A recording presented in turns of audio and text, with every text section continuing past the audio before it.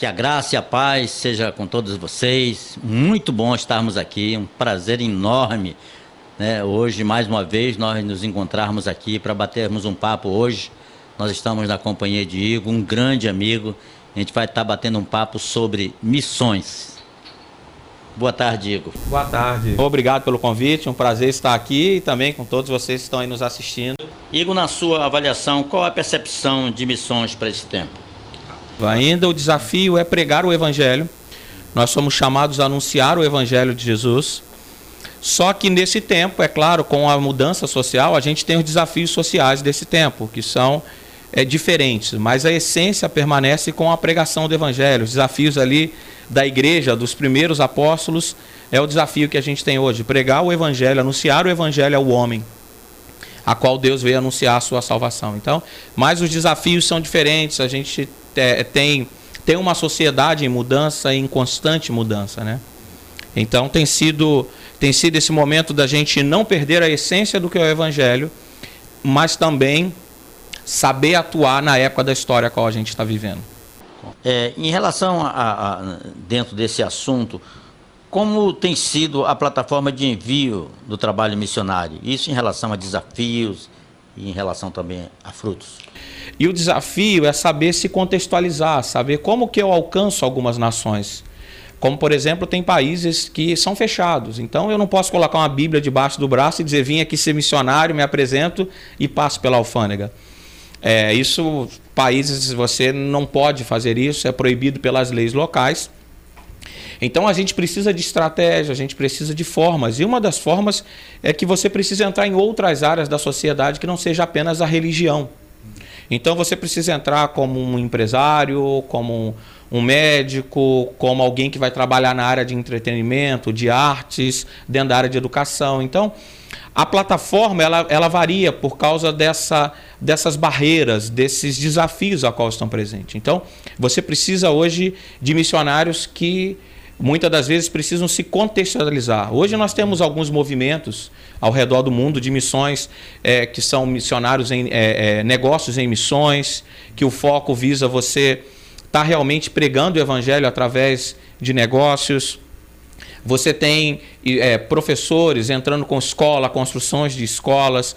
A Jocum tem até um grande exemplo de uma escola construída em alguns países ali na África, a qual através da educação se entrou em alguns países. Então você pode trabalhar com orfanatos e a partir dali você acolher crianças, tratar essas crianças e ser um local a qual você tem aquela plataforma para pregar o Evangelho. Então, tem sido esses desafios e os frutos é que a gente tem visto que essa é uma estratégia que dá certo, porque você atende também necessidades sociais. Você consegue deixar a clareza do que a Bíblia nos ensina, né? Que nós precisamos anunciar a eternidade, o Evangelho da salvação, a qual salva o homem, mas também nós somos chamados a preservar a vida. Como cristãos, Deus, você vê claramente nas Escrituras, Deus nos chamando, anunciando o seu Evangelho, anunciando a sua salvação e preservando a vida do homem. É desejo de Deus que a vida na terra seja preservada até o ponto que seja possível, né? Então você vê que a gente consegue atender essas duas áreas. Nós estávamos uma vez reunidos com alguns pastores e teve uma missionária da Jocum, e ela e o esposo contando uma experiência que eles tiveram na Índia, né, num determinado lugar, muito ermo, muito difícil.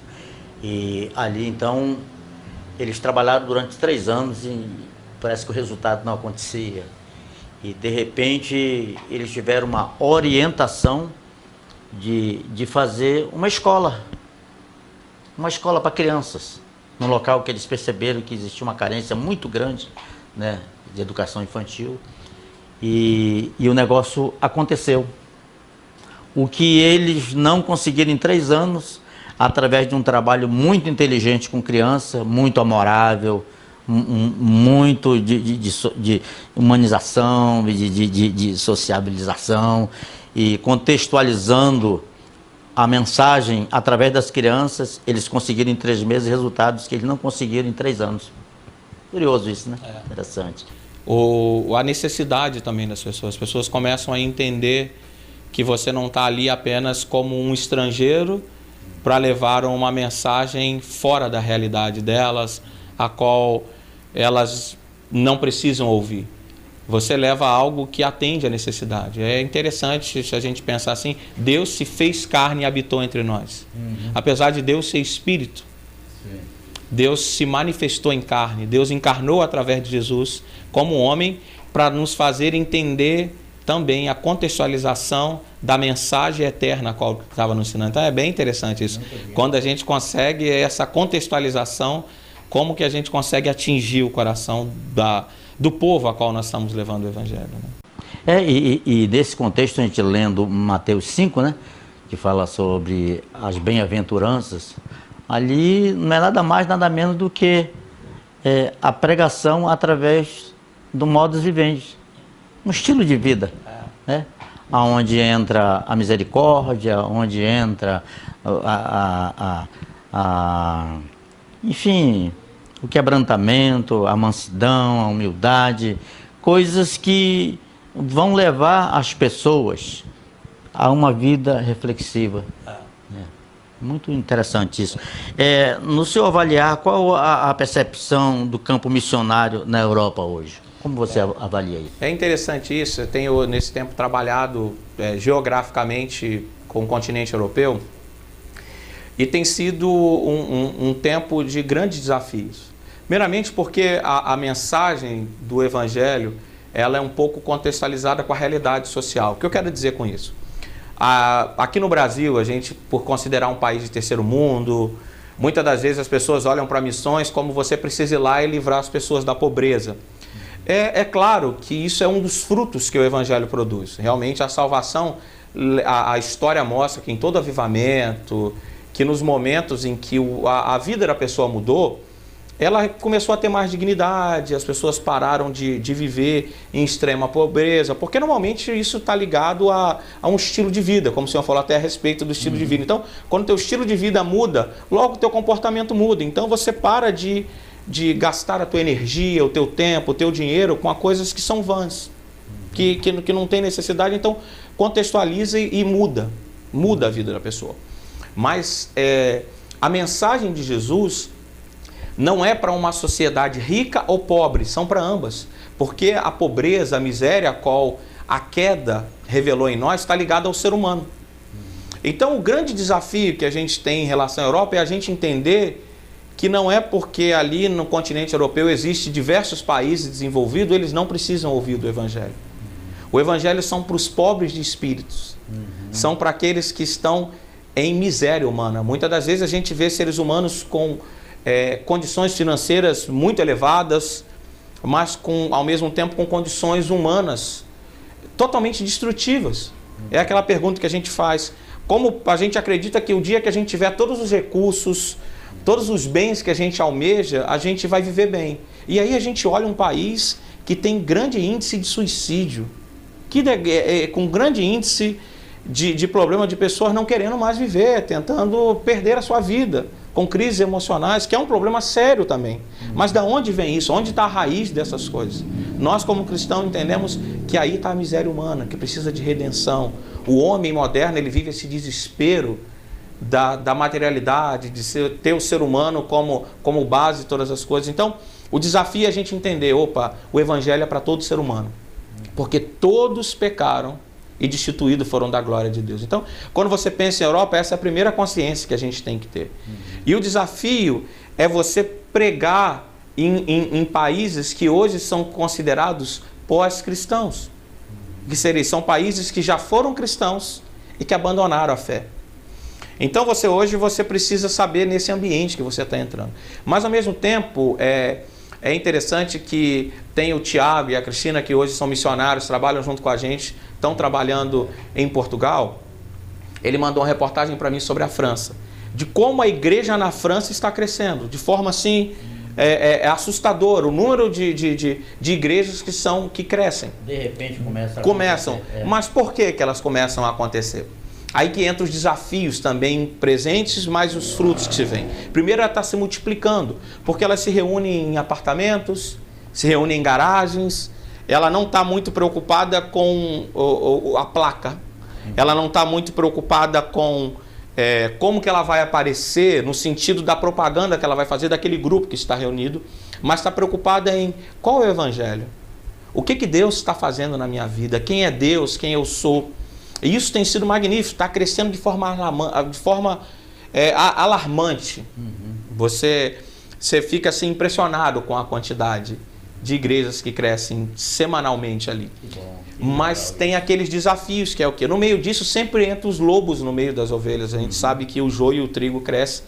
E o desafio lá tem sido o quê?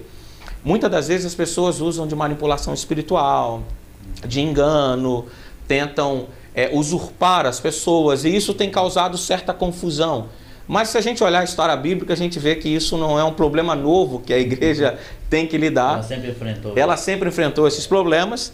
Então, o próprio Espírito Santo que está convencendo o homem do seu pecado e levando novamente de volta para si, é o mesmo que vai trazendo ordem, trazendo direção e tirando esse joio do meio do trigo, né?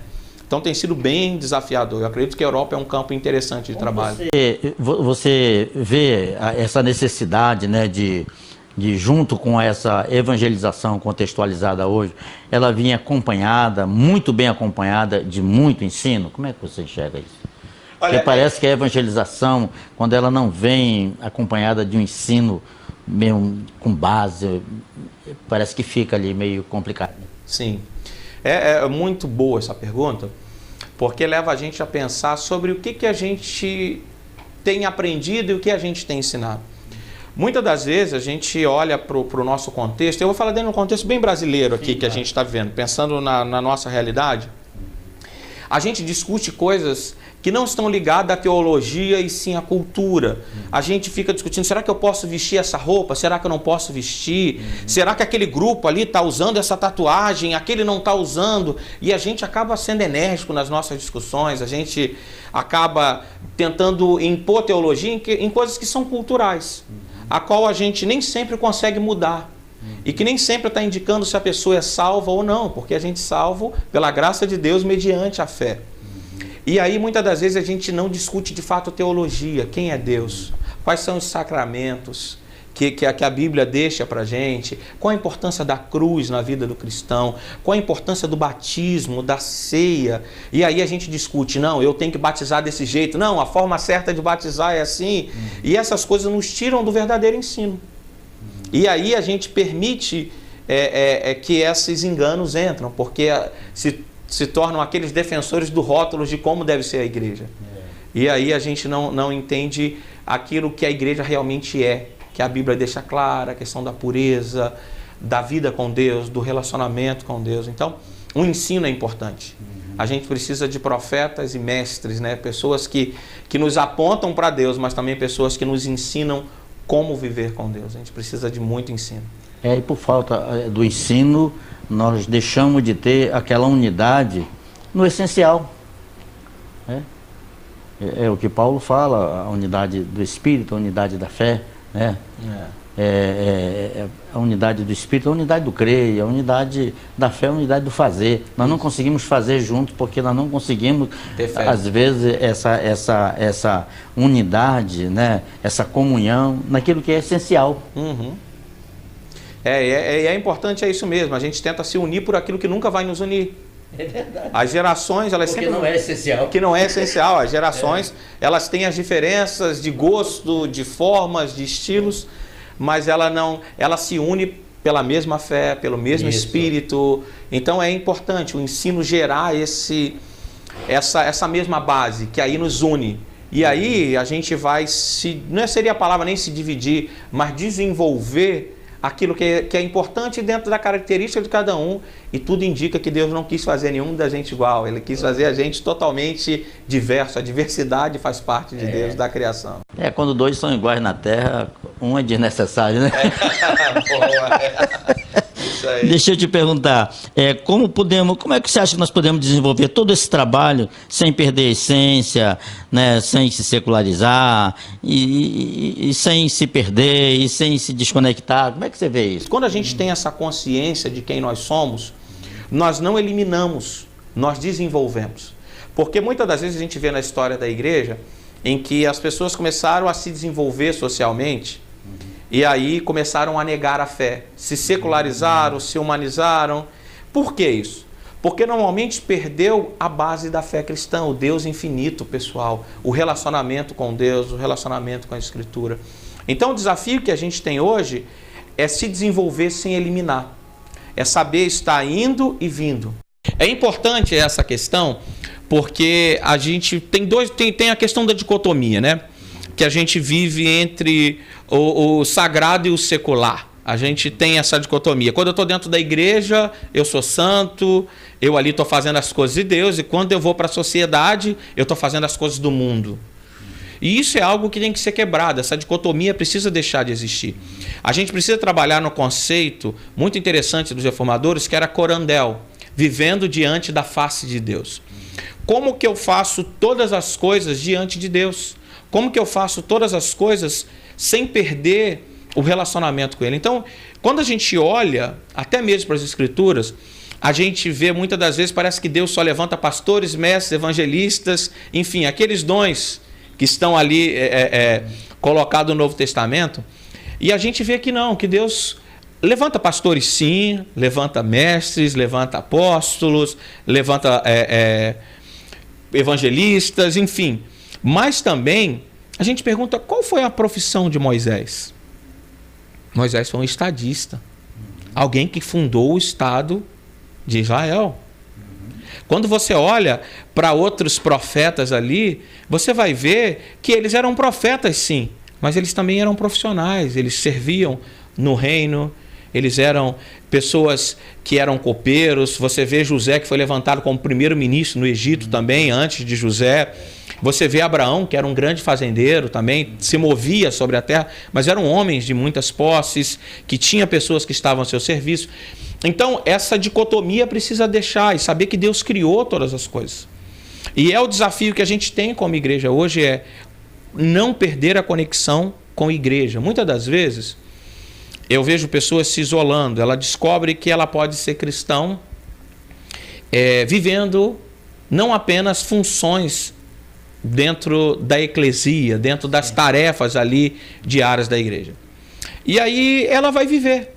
Só que ela faz isso se desconectando da igreja, e não é para isso acontecer. Não quer dizer porque eu descobri que eu posso ser um empresário, um médico, um doutor, que eu ainda não precise ser igreja. Então, quando eu me isolo, aí que é o grande problema. Quando eu começo a criar guetos, eu começo a perder a minha conexão com o todo. Porque o empresário, antes de ser empresário, ele é pai, ele é filho. Ele precisa aprender como viver em família. Então, o médico, antes dele ir e curar alguém, ele precisa entender qual é o ser humano que ele está lidando ali. Pela complexidade que ele tem. Onde ele vai aprender isso? Dentro da área da convivência como igreja, lidando com seres humanos. Sabe, a gente...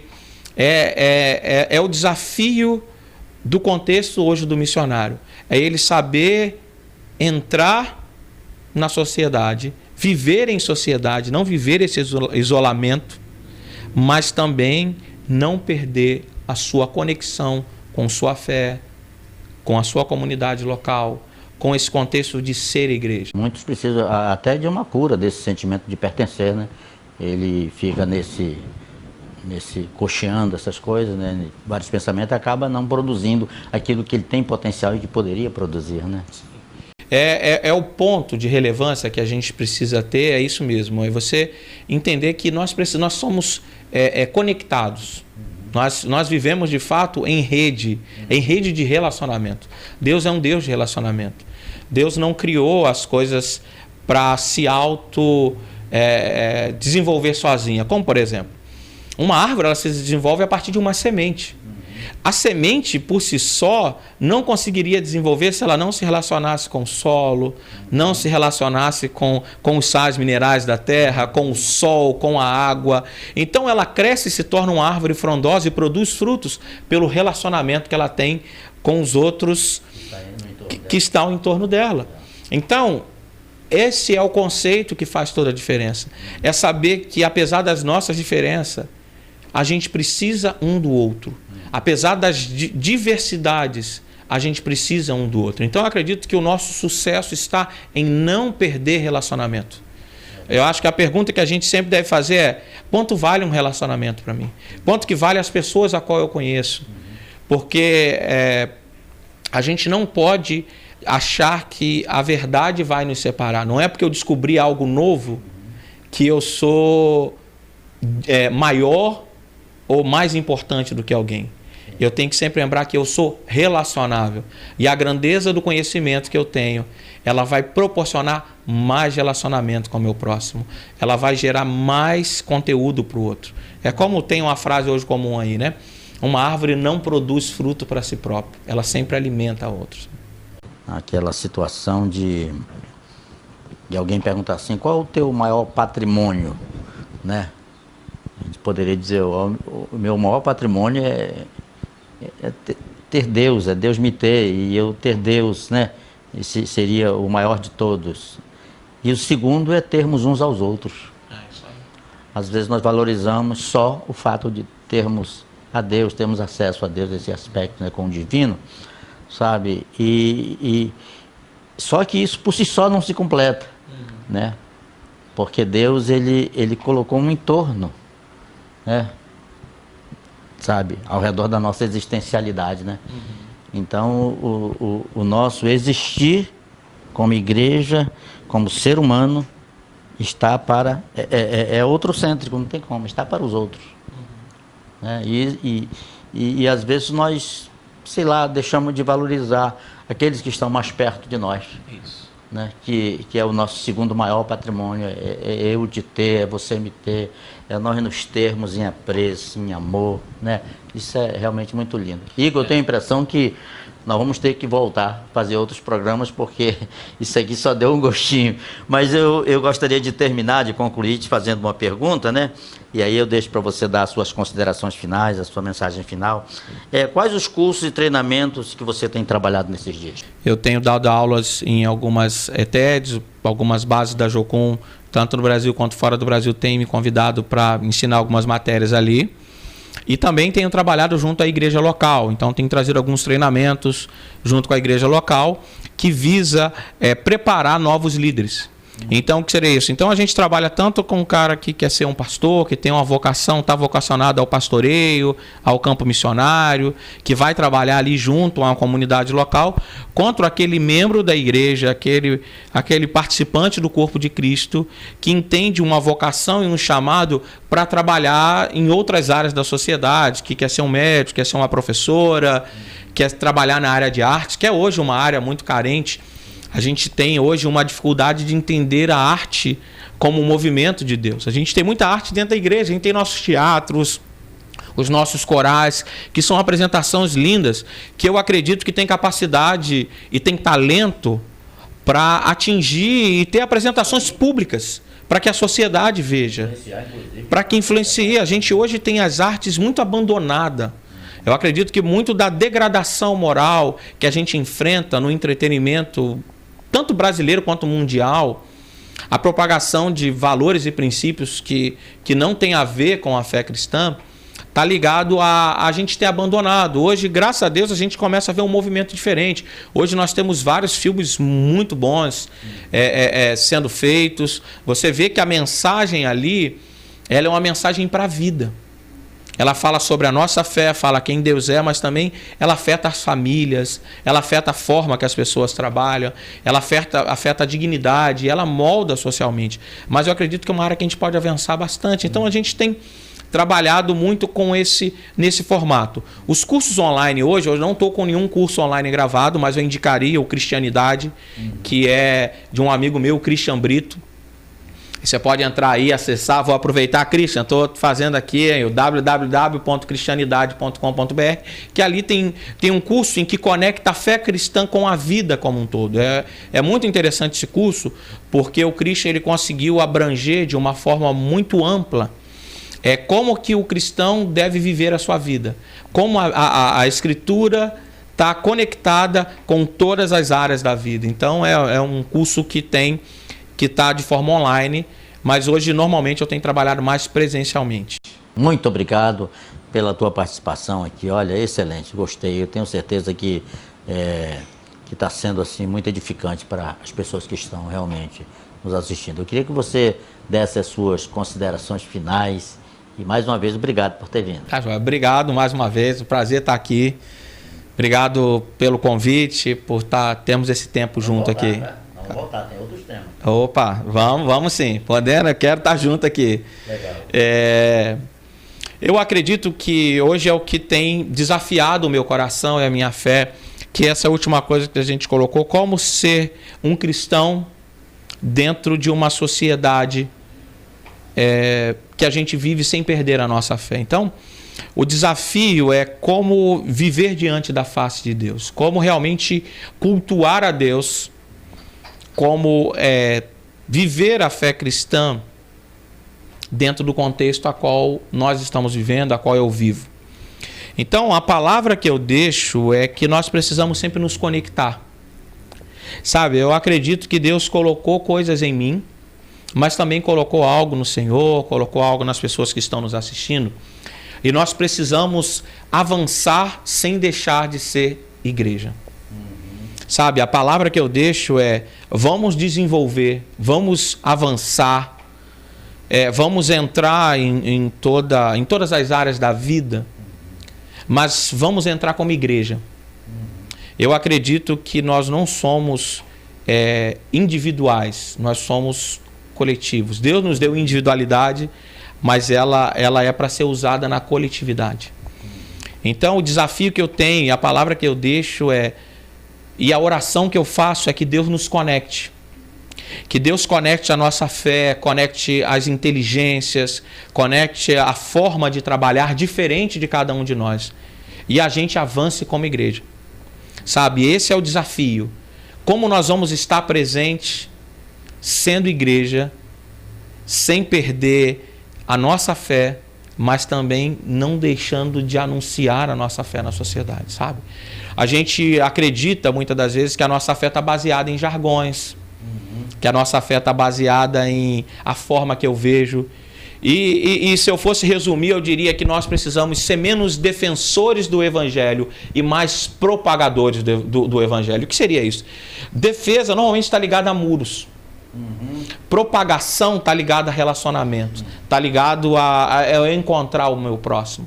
Então a gente é muito bom em defender aquilo que a gente acredita. Não, eu acredito nisso. Essa é a verdade. É assim, é desse jeito, é dessa forma. É com essa música, é com esse estilo. E muitas das vezes a gente não defende, não propaga a nossa fé. A gente esquece de dizer que Deus amou o mundo de tal maneira. E nós existimos por causa dele, por meio dele e para a glória dele. Então o desafio é ser mais um propagador e menos um defensor. Porque quando a gente está na defesa, a gente está inseguro. Quando a gente está no ataque, a gente está com certeza daquilo que a gente está fazendo. Então eu acredito nisso, eu acredito e tenho esse desafio de ser menos um defensor e mais um propagador. Igor, mais uma vez, muito obrigado, querido. Eu deixo esse espaço para você deixar os seus contatos aí, caso alguém queira se comunicar com você. Com certeza, algumas pessoas vão te procurar. Igor, igor.o.c. Esse é o meu Instagram. Legal. Valeu. Tá ok. Um abraço, Obrigado. querido.